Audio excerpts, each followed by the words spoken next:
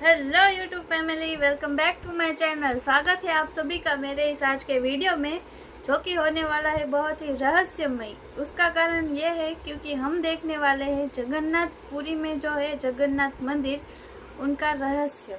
क्या कारण है उस रहस्य का, तो चलो इस वीडियो में हम देखते हैं। तो चलो स्टार्ट करते हैं आज का वीडियो। का ग्रंथ में ऐसी कौन सी 7 भविष्यवाणी की गई है कि जब जगन्नाथ मंदिर समुद्र में विलुप्त हो जाएगा तब कलयुग का अंत आरंभ होगा। 14 अप्रैल 2025 एक ऐसी तारीख जिसने पुरी के जगन्नाथ मंदिर के इतिहास में नया अध्याय जोड़ दिया।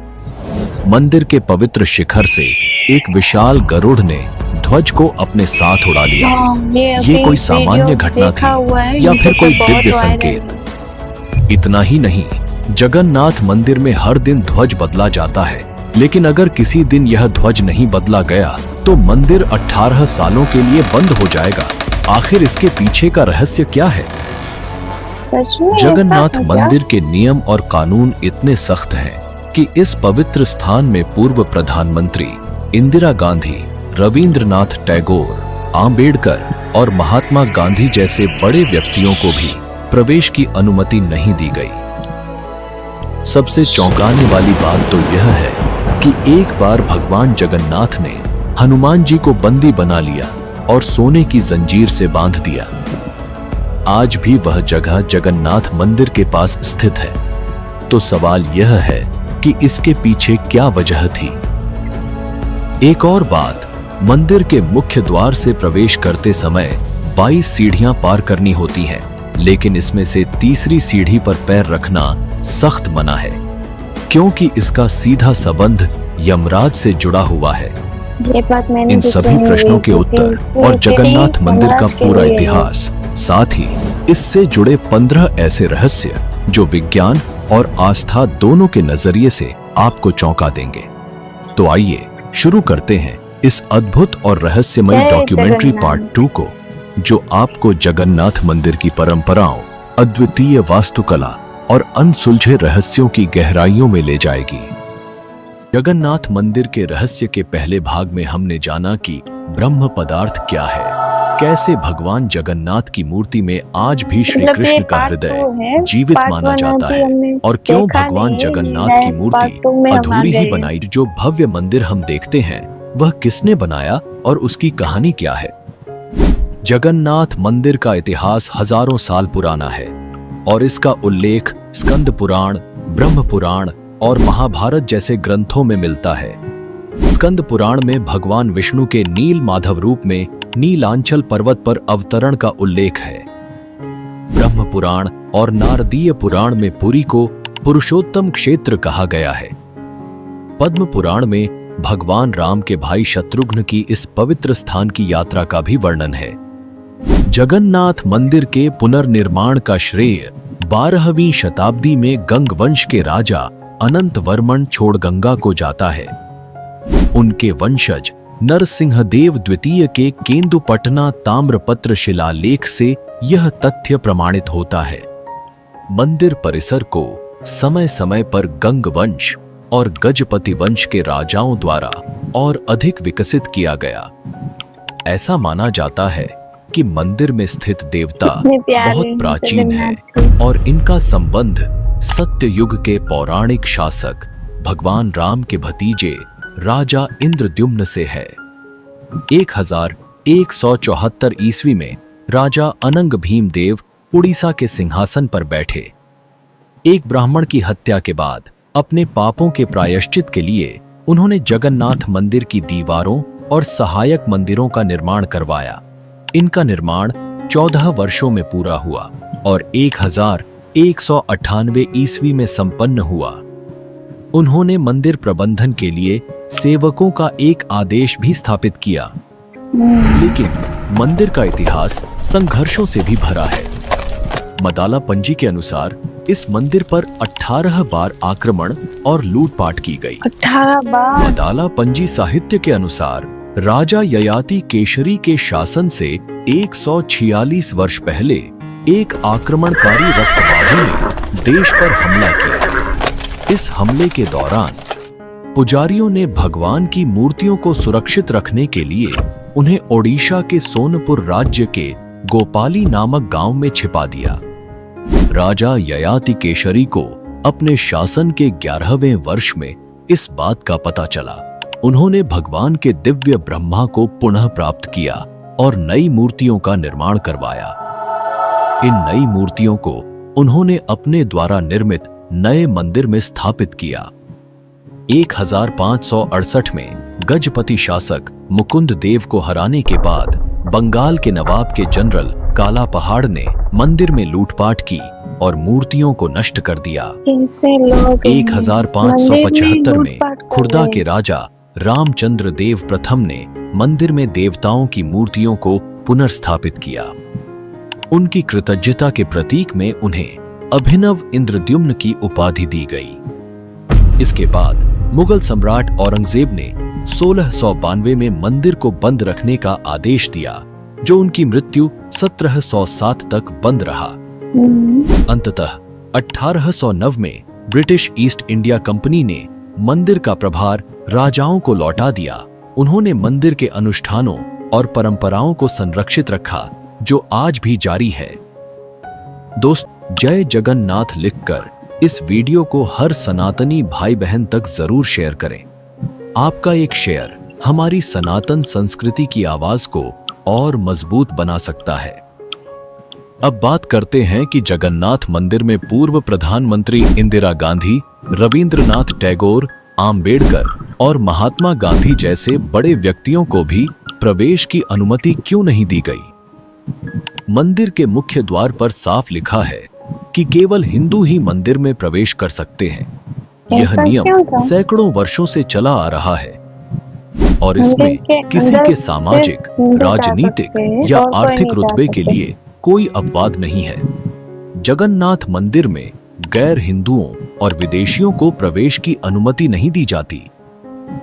इतिहास में कुछ जातियों जैसे दलित और पिराली ब्राह्मण को भी प्रवेश से वंचित किया गया, भले ही वे हिंदू ही क्यों न हो। रविंद्रनाथ टैगोर और भीमराव आम्बेडकर इसका उदाहरण है। 13वीं सदी में कबीरदास मुस्लिम वेश में पुरी पहुंचे। पुजारियों ने उन्हें गैर हिंदू मानकर प्रवेश से रोक दिया, लेकिन कबीरदास ने विवाद नहीं किया। उन्होंने समुद्र तट पर भजन किया। बाद में पुरी के राजा को भगवान जगन्नाथ ने स्वप्न में कहा कि भगवान जगन्नाथ ने पुरी के राजा के सपने में आके ऐसा क्या कहा, चलो आगे हम वीडियो में देखते हैं। जब तक कबीरदास को मंदिर में प्रवेश नहीं मिलेगा, वे भोग स्वीकार नहीं करेंगे। इसके बाद पुजारी उन्हें कंधों पर उठाकर मंदिर लाए। 1508 में गुरु नानक देव अपने मुस्लिम शिष्य मर्दाना के साथ पुरी आए। मुस्लिम अनुयायी के कारण दोनों को प्रवेश नहीं मिला। बाद में राजा को स्वप्न में आदेश मिलने पर एक बार के लिए अनुमति दी गई। 1934 में महात्मा गांधी हरिजनों, मुसलमानों और ईसाइयों के साथ मंदिर पहुंचे, लेकिन उन्हें सिंहद्वार से ही रोक दिया गया। गांधी जी ने प्रवेश नहीं किया और कहा, जहां मेरे हरिजन भाइयों को प्रवेश नहीं, वहां मैं भी नहीं जाऊंगा। 1945 में डॉक्टर आम्बेडकर भी मंदिर दर्शन को पहुंचे, लेकिन दलित होने के कारण उन्हें भी प्रवेश नहीं दिया गया। उन्होंने खुद कहा, पुरी मंदिर गया था पर भगवान के दर्शन नहीं कर पाया क्योंकि मेरी जाति आड़े आ गई। रविंद्रनाथ टैगोर को भी प्रवेश से वंचित किया गया क्योंकि वे पिराली ब्राह्मण जाति से थे और ब्राह्मण समाज से जुड़े थे, जो मूर्ति पूजा और जातिवाद का विरोध करता था। अब बात करते हैं इंदिरा गांधी की। उन्हें भी मंदिर में प्रवेश नहीं दिया गया क्योंकि उनका विवाह फिरोज गांधी से हुआ था, जो पारसी थे। मंदिर की पुरानी परंपरा के अनुसार जिसने किसी गैर हिंदू से विवाह किया हो, उसे शुद्ध सनातनी नहीं माना जाता और इसी कारण उन्हें भी प्रवेश से वंचित किया गया। चलिए अब जानते हैं उस रहस्यमयी भविष्यवाणी के बारे में जो जगन्नाथ मंदिर और कलियुग के अंत से जुड़ी हुई है और जिसका उल्लेख भविष्य मालिका नामक ग्रंथ में मिलता है। भविष्य मालिका में जो कुछ भी लिखा है वो सब सत्य हो रहा है। इससे हम अंदाजा लगा सकते हैं कि कलयुग का अंत निकट है। आने वाला है। भविष्य मालिका 16वीं शताब्दी के महान संत अच्युतानंद दास द्वारा रचित एक प्रसिद्ध ग्रंथ है, जिसमें कलयुग के अंतिम चरण और जगन्नाथपुरी मंदिर से जुड़े अनेक दिव्य संकेतों का उल्लेख किया गया है। इन संकेतों को कई सारे महाविनाश संकेत तो और युग परिवर्तन होने पे का लगे हैं। पूर्वाभास माना जाता है। इस ग्रंथ की एक प्रमुख भविष्यवाणी के अनुसार जिस दिन भगवान जगन्नाथ, बलभद्र और सुभद्रा के वस्त्र या मंदिर के शिखर पर लगा ध्वज अग्नि की चपेट में आ जाएगा, वही दिन कलयुग के अंत की शुरुआत का संकेत होगा। चौंकाने वाली बात यह है कि यह घटना वास्तव में 19 मार्च 2020 को पापनाशक एकादशी के दिन घटी थी। तेज हवाओं के कारण मंदिर के शिखर पर लगा ध्वज उड़कर दीपक से टकराया और उसमें आग लग गई। यह घटना उसी भविष्यवाणी के अनुरूप मानी जा रही है जो भविष्य मालिका में सदियों पहले लिखी गई थी और इसे कलयुग के अंतिम चरण की शुरुआत का प्रतीक संकेत कहा जा रहा है। मई 2019 में जब ओडिशा पर भीषण चक्रवात फानी का कहर टूटा, तब जगन्नाथ मंदिर परिसर का एक अत्यंत प्राचीन और पवित्र बरगद का वृक्ष गिर गया। यह वृक्ष कल्प वृक्ष के नाम से जाना जाता था और लगभग 500 वर्षों से मंदिर परिसर में खड़ा था। अपने विशाल फैलाव और धार्मिक महत्व के कारण यह पेड़ विशेष पूजनीय था। पेड़ के गिरने के कुछ ही महीनों बाद विश्वव्यापी कोरोना महामारी का प्रकोप शुरू हुआ। कई श्रद्धालु इस घटना को भविष्य मालिका ग्रंथ में वर्णित भविष्यवाणी से जोड़ते हैं, जिसमें इस वृक्ष के गिरने को कलयुग के अंत के संकेतों में गिना गया है। उसी तूफान फानी के दौरान मंदिर के शिखर पर स्थित पवित्र नील चक्र भी झुक गया था। भविष्य मालिका में स्पष्ट उल्लेख है कि जिस दिन नील चक्र टेढ़ा या झुका हुआ दिखाई देगा, वह दिन महाविनाश और कलयुग के अंतिम चरण का संकेत होगा। इतना ही नहीं, सदियों से एक रहस्यपूर्ण मान्यता रही है कि जगन्नाथ मंदिर के गुंबद पर कभी कोई पक्षी न बैठता है, न ही उसके ऊपर से उड़ता है। लेकिन जुलाई 2020 के बाद पहली बार मंदिर के शिखर पर गिद्ध, चील और बाज जैसे बड़े पक्षियों को बैठते या उड़ते हुए देखा गया, जो इस परंपरा के विरुद्ध था। इस घटना को भी श्रद्धालु एक अपशकुन और भविष्यवाणी के संकेत के रूप में देख रहे हैं। सबसे हालिया घटना 14 अप्रैल 2025 को सामने आई, जब एक चील ने मंदिर के शिखर से ध्वज को पंजों में दबाकर उड़ान भर ली। यह दृश्य वहां मौजूद श्रद्धालुओं के लिए आश्चर्य और चिंता का कारण बना और एक बार फिर भविष्य मालिका की चेतावनियों को लेकर गहरी चर्चा शुरू हो गई। भविष्य मालिका ग्रंथ में यह उल्लेख मिलता है कि जब जगन्नाथपुरी मंदिर के शिखर से पत्थर नीचे गिरने लगेंगे, तो वह समय पृथ्वी पर महाविनाश की शुरुआत का संकेत होगा। ऐतिहासिक अभिलेखों के अनुसार 14 जून 1990 को मंदिर के शिखर से लगभग 7 टन वजनी एक विशाल पत्थर का टुकड़ा गिरा था। इसके बाद 1 नवंबर 2011 को मंदिर के पश्चिमी द्वार के समीप से करीब 1 टन वजनी पत्थर का एक हिस्सा नीचे गिरा, जिससे एक नेत्रहीन श्रद्धालु घायल हो गया। इतिहासकारों और शोधकर्ताओं के अनुसार 1842 से अब तक करीब 15 से 16 बार इस प्रकार की घटनाएं दर्ज की गई हैं, जब मंदिर से भारी पत्थर नीचे गिरे। इसलिए इन घटनाओं को भविष्य मालिका में वर्णित कलयुग के अंतिम चरण और महाविनाश के संकेतों से जोड़कर देखा जाता है। भविष्यवाणी में यह भी कहा गया है कि जब समुद्र का जलस्तर धीरे धीरे बढ़ते हुए मंदिर की 22वीं सीढ़ी तक पहुंच जाएगा। जब समुद्र का पानी का स्तर जगन्नाथ मंदिर के 22वीं सीढ़ी तक पहुंच जाएगा, तब जगन्नाथ जी की मूर्तियों को छटिया में ले जाया जाएगा। तब भगवान जगन्नाथ की दिव्य मूर्तियों को पुरी से हटाकर छटिया ले जाया जाएगा। उस समय व्यापक प्राकृतिक आपदाएं, भूकंप और सामाजिक तथा धार्मिक उथल-पुथल की घटनाएं पुरी क्षेत्र को घेर लेंगी। मंदिर के झंडे का समुद्र में गिरना, नील चक्र का झुकना, प्राचीन बरगद वृक्ष का गिरना और भारी पत्थरों का नीचे गिरना, ये सभी संकेत भविष्य मालिका के अनुसार उस समय के करीब आने का संकेत है जब श्री जगन्नाथ पुरी धाम समुद्र में विलीन हो जाएगा। दोस्तों, यह थी भविष्य मालिका ग्रंथ में वर्णित जगन्नाथ मंदिर से जुड़ी महत्वपूर्ण भविष्यवाणियां।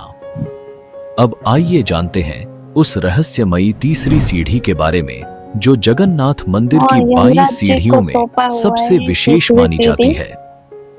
जगन्नाथ पुरी मंदिर के मुख्य द्वार से लेकर गर्भगृह तक पहुंचने के लिए कुल 22 सीढ़ियां चढ़नी पड़ती हैं, जिन्हें 22 पहाचा कहा जाता है। लेकिन इन सभी सीढ़ियों में सबसे रहस्यमयी मानी जाती है तीसरी सीढ़ी, जिसे यमशिला कहा जाता है।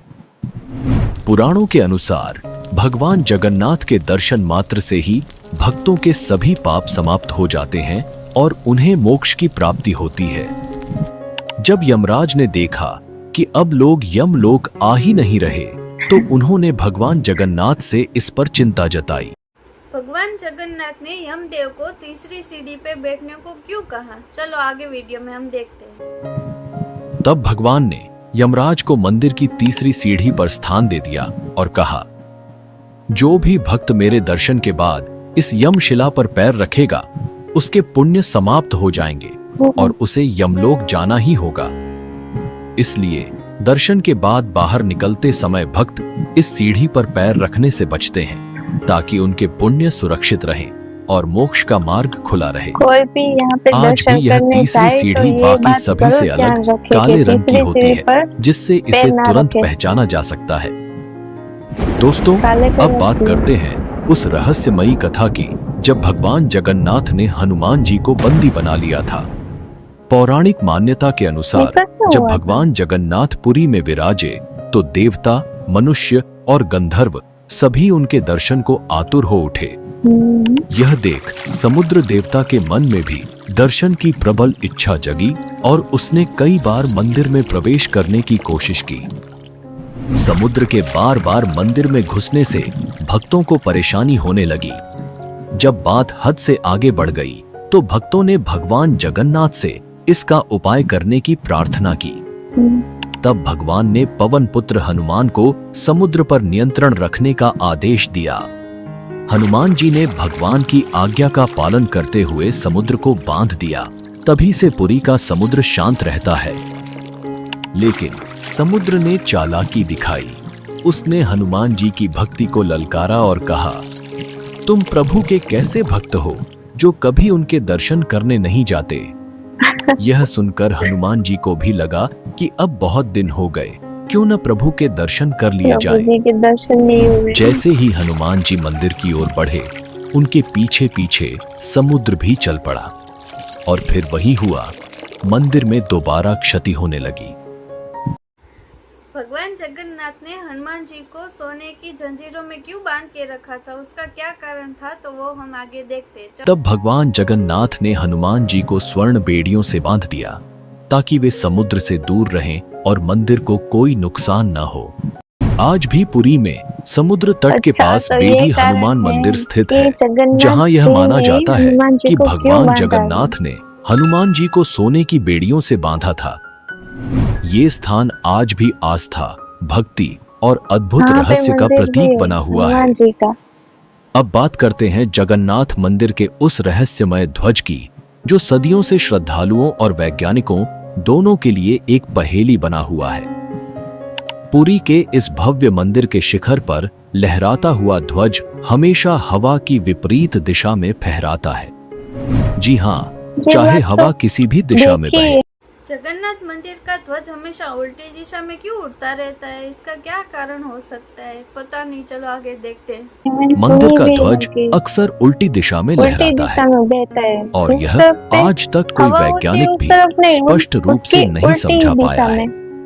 पौराणिक मान्यता के अनुसार एक बार भगवान जगन्नाथ और माता लक्ष्मी विश्राम कर रहे थे। मंदिर की रक्षा का दायित्व उस समय हनुमान जी के पास था। तभी नारद जी वहां पहुंचे और देखा कि प्रभु बहुत उदास हैं। जब उन्होंने कारण पूछा तो भगवान ने बताया कि समुद्र की तेज आवाज उनके विश्राम में बाधा पहुंचा रही है। यह सुनकर हनुमान जी ने अपनी दिव्य शक्ति से खुद को 2 भागों में विभाजित कर लिया और इतनी तीव्र गति से मंदिर के चारों ओर भ्रमण करने लगे कि एक ऐसा वायुवीय चक्र बन गया जिससे समुद्र की आवाज मंदिर के अंदर तक पहुंचना बंद हो गई। यही कारण माना जाता है कि आज भी मंदिर में प्रवेश करते समय समुद्र की लहरों की आवाज सुनाई नहीं देती और उसी वायु प्रवाह के प्रभाव से मंदिर का ध्वज हवा की विपरीत दिशा में लहराता है। एक और अद्भुत बात यह है कि हर दिन मंदिर के शिखर पर ध्वज बदला जाता है और यह परंपरा बीते 800 वर्षों से चल रही है। 800 चोला परिवार की पीढ़ियां इस परंपरा को आज तक निभा रही हैं। सबसे हैरानी की बात यह है कि 213 फीट ऊंचाई पर बिना किसी सुरक्षा उपकरण के पुजारी हर दिन शिखर तक चढ़कर यह कार्य करते हैं और मान्यता यह है कि यदि एक दिन भी यह परंपरा टूटती है तो भगवान जगन्नाथ रुष्ट हो जाते हैं और मंदिर को 18 वर्षों तक बंद रखने का संकट आ सकता है। यही है जगन्नाथ ध्वज की अद्भुत आस्था और रहस्य से भरी परंपरा। अब बात करते हैं जगन्नाथ मंदिर में 7 बर्तनों में पकने वाले महाप्रसाद के। यही है जगन्नाथ ध्वज की अद्भुत आस्था और रहस्य से भरी परंपरा। अब बात करते हैं जगन्नाथ मंदिर में 7 बर्तनों में पकने वाले महाप्रसाद के अद्भुत रहस्य की। पूरी स्थित जगन्नाथ पुरी के अंदर जो प्रसाद बनाया जाता है 7 बर्तनों में एक के ऊपर एक रख के, पर सबसे नीचे वाला पहले बनना चाहिए, उसके बदले सबसे ऊपर वाला होता है उसमें सबसे पहले बनता है। ये चीज तो वैज्ञानिक भी नहीं बता पाए कैसे पॉसिबल है। तो चलो देखते हैं आगे वीडियो में। भगवान जगन्नाथ का मंदिर न केवल धार्मिक आस्था का केंद्र है बल्कि इसकी रसोई भी दुनिया की सबसे बड़ी और रहस्यमयी रसोइयों में गिनी जाती है। यहाँ भगवान को अर्पित किया जाने वाला महाप्रसाद पारंपरिक रूप से 7 मिट्टी के बर्तनों में एक के ऊपर एक रखकर पकाया जाता है और इसी विधि के पीछे छिपा है एक अद्भुत रहस्य। इस परंपरा की शुरुआत मंदिर के निर्माण काल से मानी जाती है। गंग वंश के राजा इंद्रवर्मन और गजपति राजवंश के दिव्य सिंह देव के शासनकाल में इस रसोई की नींव पड़ी और तभी से मिट्टी के बर्तनों में पकाने की यह विशेष विधि आज तक चलन में है। प्रसाद पकाने के लिए उपयोग में लाए जाने वाले बर्तनों को अटका कहा जाता है। ये मिट्टी के हांडे एक दूसरे के ऊपर 7 परतों में रखे जाते हैं और लकड़ी की आग पर पकाया जाता है। इस विशाल रसोई में प्रतिदिन लगभग 500 रसोइये और 300 सहयोगी कार्यरत रहते हैं जो 56 प्रकार के भोग तैयार करते हैं। यह प्रसाद 2000 से लेकर 2 लाख श्रद्धालुओं तक के लिए पर्याप्त होता है और वह भी बिना किसी व्यर्थता के। अब सबसे रोचक बात यह है कि वैज्ञानिक दृष्टि से सबसे नीचे रखा बर्तन पहले पकना चाहिए क्योंकि वह आग के सबसे करीब होता है, लेकिन जगन्नाथ मंदिर की रसोई में ठीक इसके उलट होता है। सबसे ऊपर रखा बर्तन सबसे पहले पकता है जबकि सबसे नीचे वाला सबसे अंत में पकता है। यह रहस्य आज तक वैज्ञानिक दृष्टि से भी पूरी तरह स्पष्ट नहीं हो सका है। अब जानते हैं कि विज्ञान इसके बारे में क्या कहता है। जब 7 मिट्टी के बर्तन एक के ऊपर एक रखकर लकड़ी की आग पर पकाए जाते हैं तो सबसे ऊपर वाले बर्तन को सबसे अधिक भाप और प्रत्यक्ष गर्मी मिलती है जिससे उसमें रखा भोजन सबसे पहले पकता है। वहीं नीचे के बर्तनों पर ऊपर के बर्तनों का भार और भाप का दबाव होता है जिससे उनका तापमान अपेक्षाकृत कम रहता है और उनका खाना धीरे धीरे पकता है। माना जाता है कि माता लक्ष्मी स्वयं इस रसोई की देखरेख करती हैं। इसी कारण प्रसाद पूरी तरह सात्विक, शुद्ध और पारंपरिक विधि से ही तैयार होता है। 7 बर्तनों में पकाने की यह विधि माता लक्ष्मी की कृपा और मंदिर की दिव्यता का प्रतीक मानी जाती है। यह चमत्कारी रसोई न केवल हमारी परंपराओं और विज्ञान का अद्भुत संगम है बल्कि यह श्रद्धा, भक्ति और दिव्यता का सजीव उदाहरण भी है। तो दोस्तों, यह था भगवान जगन्नाथ से जुड़ा रहस्य और उनका अद्भुत इतिहास। यदि आप भी इस विषय से जुड़ा कोई अनसुना तथ्य या रहस्य जानते तो गाइस, आज का वीडियो बस इतना ही। अगर आपको मेरी ये वीडियो पसंद आई हो तो मेरे चैनल को लाइक, शेयर और सब्सक्राइब करना ना भूले। इस वीडियो की ओरिजिनल लिंक मैं अपने डिस्क्रिप्शन में डाल दूंगी, तो आप जाके देख सकते हो। तो आज का वीडियो बस इतना ही। Thanks for watching. Tata, bye bye, see you.